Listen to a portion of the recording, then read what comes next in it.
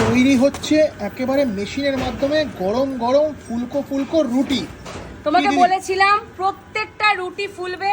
দেখো প্রত্যেকটা রুটি ফুলছে, দেখো চেন দিয়ে রুটি আসছে এবং প্রত্যেকটা রুটির শেপ দেখো। বাহ, মাত্র 2.5 টাকায় আমরা পাইকারি করছি এবং ব্র্যান্ডেড আটা দিয়ে মাত্র 2.5 টাকা। আর এখানে কিন্তু দেখুন রুটি কিন্তু প্যাকিং করতে ব্যস্ত দিদি ভাইরা ভাইরা।